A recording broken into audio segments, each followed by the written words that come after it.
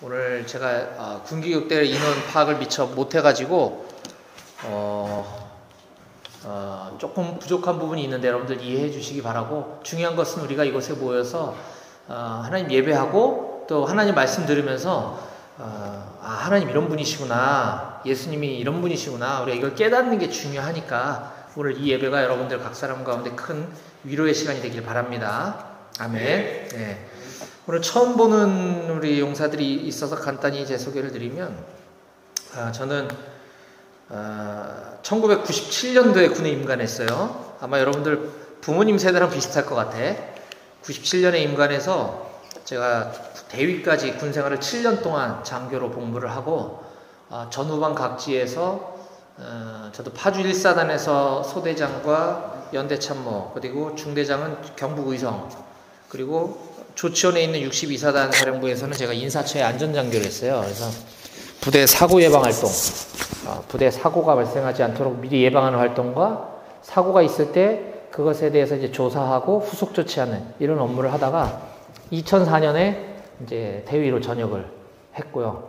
지금은 직장을 다니면서 이제 신학을 공부하고 목사가 돼서 여러분들 앞에 이렇게 서 있습니다. 제가 예전에는 제가 학부 때로 좀 돌아가면 저는 그렇게 썩 좋은 학교는 아닌데 지방대 체육과를 나왔어요. 체육과. 여러분들 옛날에 체육과가 어땠는지 혹시 알아요? 맨날 술 먹고 싸움질하러 다니고 맨날 선배들이 집합 걸어갖고 체육관에 모여서 머리박아 시키고 맨날 빠따로 때리고 맞고, 또 제가 선배가 돼서 또 그렇게 하고, 이런 생활을 보내면서 하나님 없이 오랜 세월 동안 살다가 교회는 제가 어렸을 때부터 다녔어요. 다니긴 다녔어요. 근데 물론 대학 시절 또 군대 생활할 때는 거의 안 다녔어요. 거의. 왜? 노는 게 너무 할 일이 많으니까. 그죠? 여기 나와서 이러고 착하게 앉아있을 그러고 싶지가 않았던 거지. 원래 내가 이런 사람이 아니니까. 그래서 막 이렇게 살다가 나중에 이제 하나님 말씀 듣고 이렇게 여러분들처럼 예배 드리면서 하나님이 진짜 살아계시구나. 근데 나를 이렇게 오랜 세월 동안 지켜보시고 기다려주고 계셨구나. 이걸 제가 뒤늦게 깨달았어요. 그러니까 그제서야 비로소 내가 얼마나 내 멋대로 살아왔는지를 알게 되고 하나님 앞에 깊이 회개하면서 그때부터 내 삶이 바뀌었던 것 같아. 그러다 보니까 이제 교회도 열심히 다니고 예배도 열심히 드리고, 그러면서 점점 하나님 말씀이 진짜로 들리고, 옛날에는 이게 그냥 옛날 얘기 같이 들렸는데 이게 진짜 나한테 하는 얘기로 들리기 시작하는 거죠. 그래서 이제 신학 공부를 하고 목사가 되고, 목사의 삶도 여러 가지가 있지만 또 내 의지와 상관없이 내가 옛날 군 출신이라 그런지 우연찮은 기회로 이렇게 또 군인교회로 인도가 돼서 여러분들 앞에서 이렇게 군인교회 목사로 사역을 하고 있습니다. 이 모든 게 참 하나님의 은혜고, 이제 여러분들 자대에 있는 대대장님이나 이런 분들보다 제가 아마 고참일 거예요. 훨씬. 42대 대장님은 저보다 1년 선배시지만 지금 제 동기들은, 군에 남아있는 동기들은 지금 연대장 하고 있거든, 전부 다. 그래서 하여튼 그렇다 하는 거고, 지금은 저는 이제 민간인이니까 그건 상관없지만 어쨌든 군인교회 목사로서 여러분들 만나서 이렇게 함께 예배드릴 수 있는 게 너무 감사한 것 같습니다. 그리고 우리 오늘 처음 온 용사들은 또 오늘이 처음이자 마지막이 될 수도 있는데, 여러분들 자대로 복귀하면 그곳에 있는 교회에서 계속해서 신앙생활 이어갔으면 좋겠어요. 그렇게 할 건가요? 네, 감사합니다. 우리 앞에 있는 성경 한번 찾아보도록 합시다. 요한복음 19장 38절에서 42절까지 말씀입니다. 요한복음은 어디 있냐면 그 빨간색 색인이 있죠? 마망둑 요행록 할 때 요 있죠? 요를 딱 펼치면 요한복음이 나오고, 뒤로 조금 넘겨보면 19장이 나옵니다. 19장. 네, 요한복음 19장까지 갔으면 자그만한 숫자로 38절을 한번 찾아보는 거예요. 38절. 네, 38절부터 42절까지 말씀을 저와 여러분들이 한 절씩 번갈아 가면서 읽었으면 좋겠어요. 요한복음 19장 38절에서부터 42절까지입니다. 네, 저부터 38절, 여러분들이 39절, 제가 40절, 41절, 다 같이 42절까지 읽도록 하겠습니다. 저부터 읽을게요. 38절입니다. 아리마대 사람 요셉은 예수의 제자이나 유대인이 두려워 그것을 숨기더니 2일 후에 빌라도에게 예수의 시체를 가져가기를 구하매 빌라도가 허락하는지라. 이에 가서 예수의 시체를 가져가니라.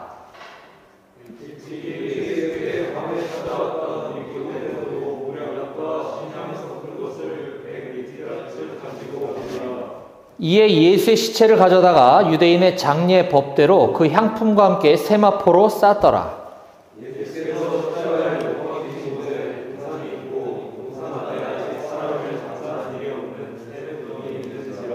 이날은 유대인의 준비일이요 또 무덤이 가까운 고로 예수를 거기 두니라. 아멘. 예. 오늘 우리가 읽은 성경 본문은 예수님이 십자가에서 죽으시고 십자가 죽음이라는 거는 그게 사형 틀이에요. 사형틀. 십자가에다가 못을 박아가지고 양 손목과 발등에다가 못을 박아서 매달아 놓고 죽을 때까지 놔두는 게 십자가 사형 그 방법이었거든요. 거기서 이제 운명하시고 나서 그 다음에 그 시체를 누군가 가족 중에 누군가 가져다가 장사를 지내야 되는데 그 중에 아리마대 사람 요셉이라고 하는 사람과 니고데모라고 하는 사람이 찾아와서 우리가 장사를 지낼 테니 시체를 달라 이렇게 요구하는 장면을 우리가 지금 방금 전에 읽은 것입니다. 즉 예수님이 십자가에서 죽고 난 그 직후의 사건을 기록한 내용이다 라고 하는 것입니다. 오늘 저는 이런 제목으로 여러분들께 설교 말씀을 전하려고 하는데요. 같이 한번 따라해 봅시다. 오늘 설교의 제목입니다. 잠수함 신앙인이 아니라 당당한 제자로 삽시다. 아멘. 예. 저는 지금 직장을 다니고 있어요. 직장을 다니면서 주일날은 여러분들 앞에 와서 이렇게 목회를 하고 있는데, 제가 직장을 다니다 보면 여러분들 중에도 이제 뭐 사회생활하면서 직장을 다니다 온 사람도 있을 수 있고 학교를 다니다 온 사람도 있을 수 있는데, 우리가 밖에 사람들을 보면 이런 사람들 종종 만나게 돼요. 평상시에 이 사람이 하는 말과 행동, 그 사람의 성품을 보면 뭐 이런 사람이 다 있어 막 이렇게 좀 눈살을 찌푸리게 하는데, 나중에 알고 봤더니 교회 다니는 사람이래. 그러면 나도 교회 다니는 사람인데 반가울까요? 엄청 짜증날까요? 반갑습니다. 자, 다시 평상시에 엄청 말하는 것도 엄청 막 안 이쁘게 말하고 막 행동도 막 나빠, 막 이 사람을 보면 막 짜증이 나. 근데 알고 봤더니 교회 다니는데, 그러면 나도 교회 다니는 사람으로서 반가울까요? 짜증날까요? 짜증나겠지. 교회 다니는 티를 내지 말지. 그렇지 않나요? 네, 이런 사람도 있어요, 더러. 근데 대부분의 사람은 또 그 반대인 경우가 훨씬 많아.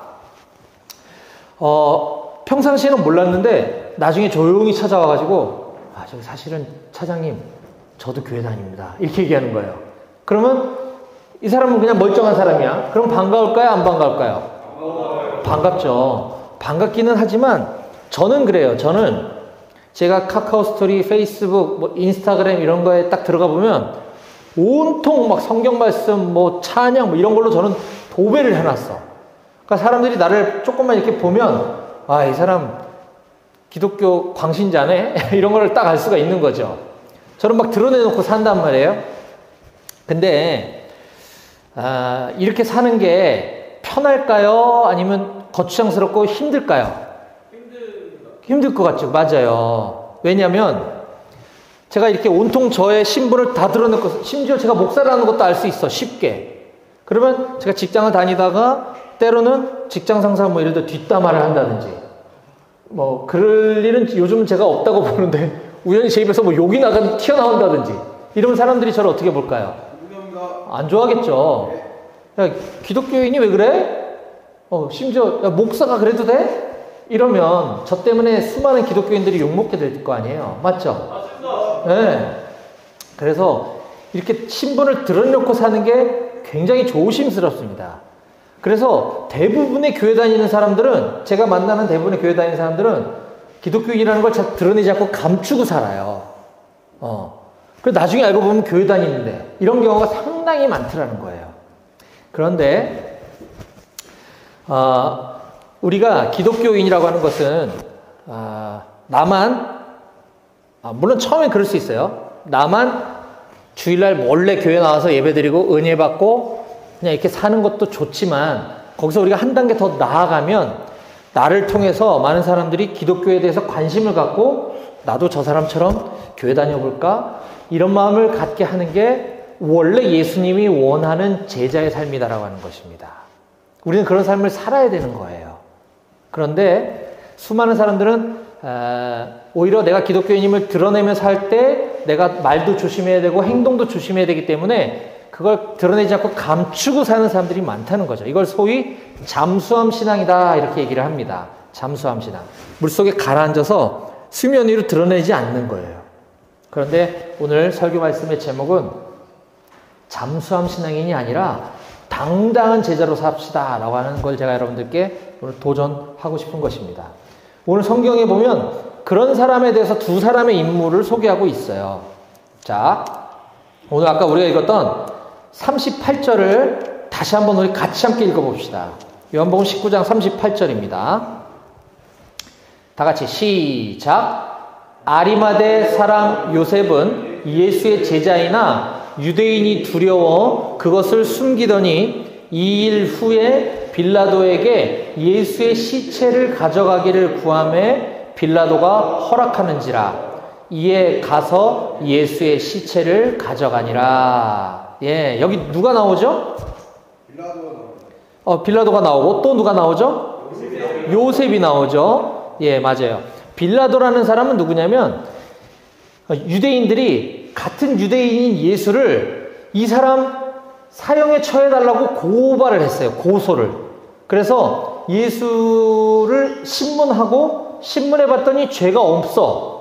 근데 자꾸 자기네 동족들이 자꾸 죽여달래. 그래서 등 떠밀려갖고 어쩔 수 없이 사형을 선도합니다라고 땅땅땅 한 사람이 빌라도라고 하는 총독이에요.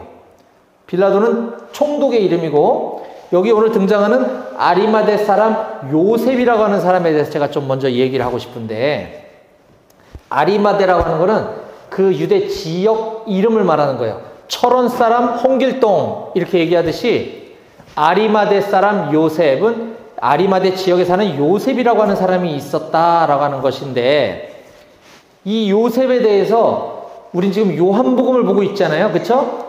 다른 마태복음, 마가복음, 누가복음에 찾아보면 거기도 이 사람에 대한 얘기가 나와요. 그거를 시간이 없어서 같이 찾진 않을 건데 제가 그냥 간단하게 요약을 해드리면, 이 요셉이라고 하는 사람은 어떤 사람이었냐면 마태복음 27장 57절에는 아리마대의 부자 요셉이라는 사람이 있었다. 근데 그도 예수의 제자였다라고 얘기를 합니다. 즉, 이 요셉은 부자였던 거예요. 부자.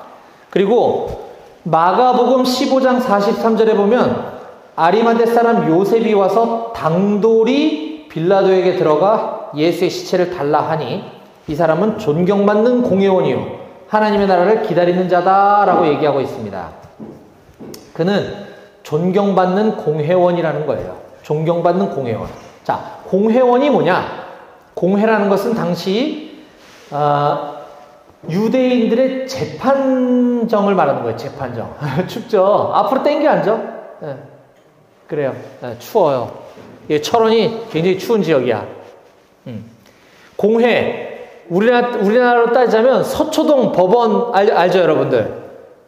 네, 법원 같은 곳을 말하는 거예요. 재판하는 곳. 그리고 거기 공회라고 하는데, 공회원이라고 하는 거는 재판관 중에 한 명이라는 거지. 재판관. 근데 단순히 재판관이 아니라 존경받는 사람이다라고 얘기를 하고 있어요. 존경받는 사람. 아리마대 사람 요셉이. 그리고 또 누가복음에 보면 그는 선하고 의로운 사람이다라고 소개하고 있습니다. 자, 정리하면 요셉은 부자이면서 존경받는 공회원, 우리나라 따지면 대법관, 굉장히 높은 지위에 있는 사람이죠. 높은 지위에 있는데 재판관 중에도 굉장히 뇌물 먹고 억울한 사람을 막 이렇게 하는 게 아니라 굉장히 선하고 의로운 존경받는 재판관이었다는 거죠. 그랬던 요셉입니다. 그런데 다시 오늘 우리 요한복음을 보면 요한복음 19장 38절에 보면 그 요셉은 예수의 제자였대요. 예수의 제자. 자, 이때 당시 유대인들이 저 사람은 하나님의 아들이라고 자꾸 얘기하니까 짜증나서 저 사람 죽여달라고 했던 사람이 예수였어요. 근데 그 사람의 제자였다라고 하는 것은 그걸 떳떳하게 드러내놓고 살기가 굉장히 두려웠던 거지. 그 요셉은 근데 예수의 제자였대요. 그래서 유대인들이 두려워서 그것을 숨기며 살았다라고 우리 아까 성경을 읽어보았습니다. 그 당시 내가 예수의 제자라고 드러내놓고 살면 자, 스승이 지금 사형 선고를 받아서 죽었는데 내가 그 사람의 제자라고 그러면 나도 사람들이 싫어하는 정도가 아니라 저 사람도 재판해달라고 할 거 아니에요. 그러면 내가 쌓아왔던 명성, 법관의 위치 이런 것들을 다 잃어버릴 리스크가 있으니까 감히 그렇게 하지 못했던 거죠. 이해가 되나요? 예. 내가 그 입장이라도 그랬을 것 같아. 이게 요셉이었어요. 유대인이 들어와서 그것을 숨겼다. 그런데 오늘 본문을 다시 한번 자세히 들여다보면 38절을 다시 한번 보면 아리마대 사람 요셉은 예수의 제자이나 유대인이 두려워 그것을 숨겼는데 이 일 후에, 여기서 말하는 이 일이란 예수가 십자가에서 이제 죽은 이후를 말하는 거예요. 빌라도 총독에게 가서 예수의 시체를 내가 가져가겠다고 구했다는 거죠. 그랬더니 빌라도가 허락했대. 자, 예수의 시체를 왜 달라 그랬을까요? 장사 지내려고 한 거죠. 장사 지내려고. 장사는 사람이 죽었어. 그럼 그 사람 장례는 누가 치러요? 가족이 치르겠죠, 가족. 가족이 안 찾아오면 가장 가까운 사람이 가서 하지 그 굳은 일을 누가 하겠어요, 그죠? 내가 모르는 시체를 감히 내가 가져가다가 제사 지내는 사람 없잖아요. 그만큼 이 요셉은 원래 유대인들이 두려워서 내가 예수의 제자이지만 그걸 드러내놓지 못하고 살았던 사람이 지금 커밍아웃을 하고 있는 거예요. 내가 저 사람 제자인데 저 시체 나한테 줘. 내가 가서 장사 치르게. 대단한 용기를 보이고 있는 거죠. 그의 삶이 180도로 변한 겁니다. 이해가 되나요? 네. 납득이 되죠? 네. 자, 쉽지 않았을 거란 말입니다. 자, 그런데 또 다른 사람이 등장했는데 39절을 함께 읽어봅시다. 39절. 다 같이 시작. 일찍이 예수께 밤에 찾아왔던 니고데모도 모략과 침향 섞은 것을 100리트라쯤 가지고 온지라. 여긴 누가 등장하나요? 니고데모라고 하는 사람이 나오죠? 예, 이 니고데모가 누구인가? 요한복음 지금 우리는 19장을 보고 있는데 조금 앞에 3장에 보면 그에 대해서 이렇게 소개를 합니다. 바리새인 중에 니고데모라고 하는 사람이 있으니 유대인의 지도자라. 대한민국의 지도자라. 이러면 굉장히 좀 고위층 인사를 말하는 거죠. 니고데모가 그런 사람이었다는 겁니다. 유대인들의 지도자였던 니고데모가 있었는데 그가 일찍이 그러니까 과거에 언젠가 예수께 밤에 찾아왔던 적이 있었다라고 얘기를 하고 있어요. 왜 밤에 찾아왔을까? 밤에 찾아와서 뭘 했을까? 그가 요한복음 3장 2절에 보면 밤에 예수께 와서 이르되 랍비여 우리가 당신은 하나님께로부터 온 선생인 줄 아나이다. 하나님이 함께 하시지 아니하시면 당신이 행하시는 이 표적을 아무도 할 수 없음이니이다 라고 이야기합니다. 이게 무슨 말이냐면 지금 예수가 십자가에 잡혀서 죽기 전에 뭘 하고 다녔냐면 막 혼인잔치에 가서 결혼식장에 포도주가 떨어지자 야, 물 떠오라 그래라 해갖고 물로 포도주를 만드는 막 기적을 행하고 막 이런 놀라운 일들을 행하니까 사람들이 와 하면서 막 몰려다녔던 거예요. 그때 그 사람들 속에 섞여서 예수를 찾아왔던 게 니고데모였던 거죠. 즉 어떤 놀라운 기적을 보고 쫓아다녔던 사람 니고데모. 그런데 예수님은 그런 사람들은 진짜 믿음이 아니야 라고 얘기를 하셔요. 니고데모는 단지 예수님이 행했던 그 놀라운 일들을 보고 쫓아다녔던 사람 중에 한 사람이었다. 그런데 여기서 우리가 주목해 봐야 될 것은 밤에 찾아왔다고 하는 거예요. 왜 밤에 찾아왔을까? 낮에 예수님한테 찾아갔으면 안 되고 왜 꼭 밤에 찾아갔어야 됐을까? 퇴근해서 그런 건가? 그게 아니고 대낮에 유대인들은 예수가 하나님의 아들이라고 주장하니까 저 사람은 죄인이야, 저 사람은 죽여야 돼 라고 하는데 고위급 인사가 그 사람한테 찾아가서 당신은 하나님의 아들입니다, 놀라운 일을 행하는 거 보니까 대단한 사람인데 한 수 가르쳐 주세요 라고 하면 사람들이 엄청 욕하겠죠. 그래서 깜깜한 밤에 사람들의 이목을 피해서 몰래 찾아갔다고 하는, 어쩌면 약간 좀 비겁한 모습을 보여주고 있는 거예요. 니고데모가 그랬던 사람이라는 겁니다. 아까 아리마대 사람 요셉과 좀 비슷하죠. 그랬던 사람이 지금 마찬가지로 빌라도에게 찾아와서 시체를 달라 그래서 장사를 치르는데, 이 니고데모는 또한 엄청난 부자였다고 하는 것을 우리가 알 수 있는 대목이 요한복음 19장 39절입니다. 같이 한번 읽어볼까요? 39절 다 같이 시작. 일찍이 예수께 밤에 찾아왔던 니고데모도 모리약과 침향 섞은 것을 100리트라쯤 가지고 온지라. 네, 여기 보면 모리약과 침향이라고 하는 게 나오는데, 이거는 엄청 아라비아에서 재배되는 고급 향식료, 그러니까 향식료 먹는 게 아니고 향수의 어떤 용품 같은 거예요. 그래서 제사 지낼 때 시체가 썩을 때 그 부패하는 것들을 막기 위해서 하는 제사 용품 중에 하나인데 엄청 비싼 거였다고 해요. 근데 거기 우리 성경책 밑에 보면 1리트라에 327g이라고 거기 성경에 풀이해놨죠. 그럼 100리트라니까 얼마나 되겠어요? 32.7kg. 여러분들 훈련할 때 완전 권장이 몇 킬로인지 알아요? 40kg. 대충 그냥 개나리 보찜 싸는 거 말고 FM으로 군장을 딱 싸면 40kg거든요. 그러니까 거의 완전 권장 정도의 무게에 엄청 고가품을 이만큼 가져왔다라고 하는 거는 이 사람이 부자가 아니면 이렇게 할 수 없다는 거죠. 이때 당시 장례도 죽은 사람의 신분에 따라서 내가 할 수 있는 형편껏 하는 거 아니겠어요? 그렇죠? 이 정도 32kg이나 되는 향품을 가지고 장사를 지냈다고 하는 것은 국가의 왕이 죽었을 때, 국장을 치를 때 쓰는 장례용품이 이 정도 양이라고 그래요. 자, 대통령이 죽었을 때 나라에서 세금으로다가 하는 장례의 비용, 그 어마어마한 비용을 니고데모라고 하는 한 사람이 그 비용을 감당했다고 하는 것은 이 사람은 엄청난 부자였다는 것이고, 또 하나는 이 사람이 엄청난 대가를 지불하고 있다는 걸 알 수 있죠. 예수님을 위해서. 자기가 예수의 제자였음에도 불구하고 다른 사람들의 이목이 두려워서 몰래 밤에 찾아다녔던 그 니고데모가 지금 변화돼서 대낮에 빌라도 총독에게 가서 시체를 달라, 내가 제사 지내겠다고 하고 자기가 가진 엄청난 제사를 가지고 와서 제사를 지내고 있는 장면이 바로 오늘 장면입니다. 자, 정리합니다. 이제 거의 다 끝나가요. 지금 우린 두 사람의 인물을 살펴보았어요. 니고데모, 아리마대 사람 요셉. 이 사람들의 공통점은 원래 예수의 제자였는데 좀 비겁한 제자였었다. 다른 사람들 눈에 띄지 않게 몰래 다녔던 제자였는데 예수님이 죽고 나자 그들이 완전히 바뀌어서 이제 드러내놓고 제자라고 지금 하고 있는 모습을 우리가 본 겁니다. 자, 요한복음에는 예수님을 따르는 세 종류의 사람들을 소개하고 있는데, 첫 번째 종류의 사람들은 처음에는 예수님 좋다고 쫓아다니다가 나중에 예수님 버리고 다 도망간 사람들이 등장을 해요.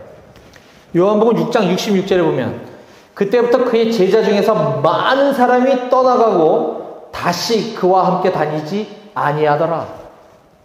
오늘날에도 교회를 다니다가 예수님 믿다가 어떠한 여러 가지 이유로 예수님 버리고 떠나가는 사람들을 보게 됩니다.